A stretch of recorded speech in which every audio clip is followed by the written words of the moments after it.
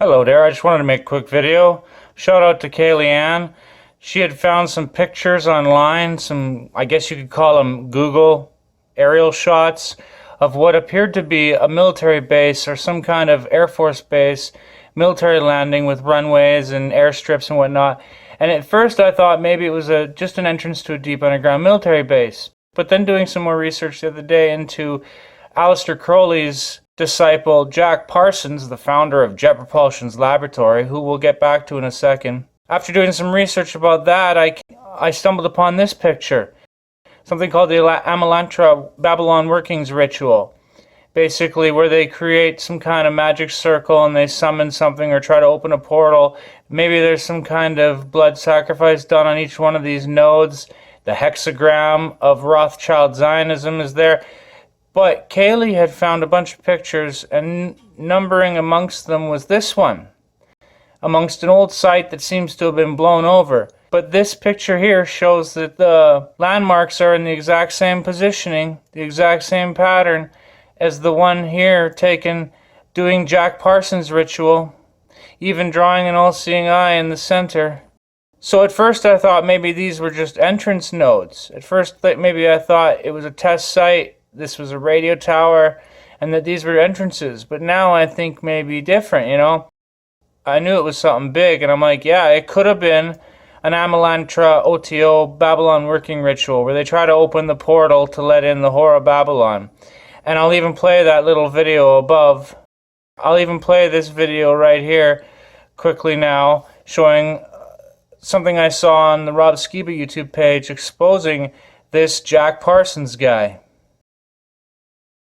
Jack Parsons, who was a disciple of Crowley and the founder of JPL, Jet Propulsion Laboratory, he's out there with Scientology guy L. Ron Hubbard in March of 1946 at a location that would later become known as Area 51. They're out there doing this Babylon working, which was part of Amalantra working involving ceremonial sex magic. During the 1930s and 1940s, the OTO Lodge in California was headed by a brilliant young rocket designer called Jack Parsons. Jack Parsons developed patented rocket technology, which is still in use by NASA to this day. NASA named a crater on the dark side of the moon in honor of Jack Parsons. Jack Parsons worked during the day to develop rocket propulsion systems which would serve NASA's space program, which was controlled by ex-Nazi SS officers such as Werner von Braun, who had been brought to the USA by the CIA's Project Paperclip. At night, Jack Parsons would hold sex magic rituals in his house in Pasadena and initiate fellow scientists at the Los Alamos Atomic Bomb Laboratory.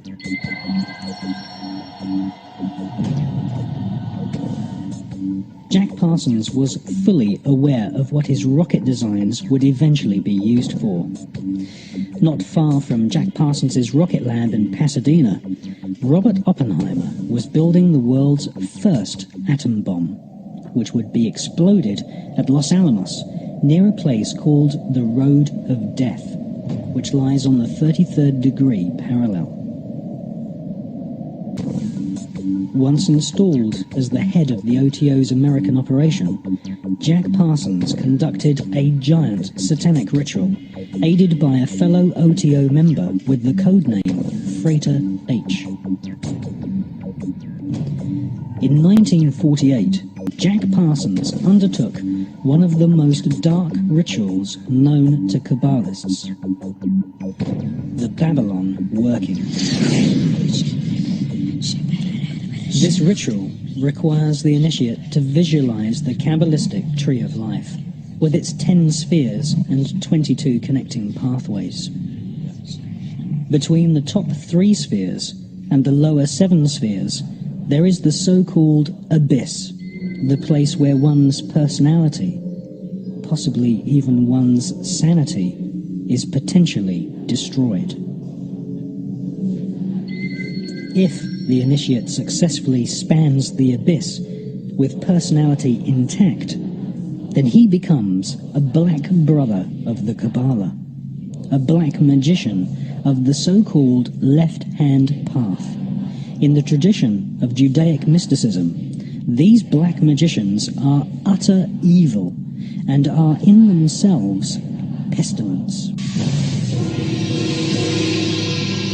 This giant Babylon working ritual saw Parsons, aided by his magical protege, Frater H, project their astral bodies into the dark abyss of Lucifer.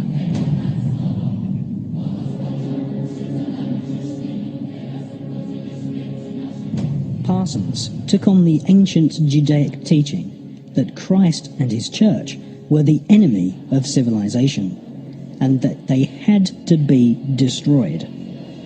On a 40-day pilgrimage in the Mojave Desert, the place where Area 51 now resides, Parsons summoned forth Babylon, the Scarlet Woman, the whore of the apocalypse, the consort of the great beast, Satan 666.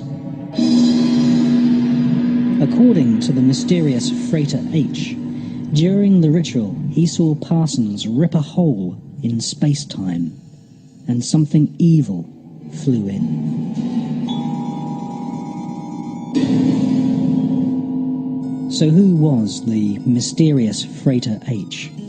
None other than the author and inventor of the new cult religion of Scientology, Mr. L. Ron Hubbard. Former initiate of Aleister Crowley's OTO, Hubbard wrote a so-called sacred text called Dianetics, which now has an inspired following of evangelical millionaires in Hollywood. Unlike Crowley, however, according to the story, they were not as adept at opening and closing portals. Crowley supposedly opened one, but he had the power to close them. Apparently, theirs opened, but they were not able to close it. And then we have the modern UFO, everything from Roswell forward, kicking into gear right after that. Now, this is 1947, 1948 time frame when you start talking about, Roswell and stuff like that. So yeah, that being said, I don't know what Kaylee found or where it was. I think she said it was in Arizona someplace. But she had found a bunch of other pictures. The idea of it being an old abandoned Air Force base.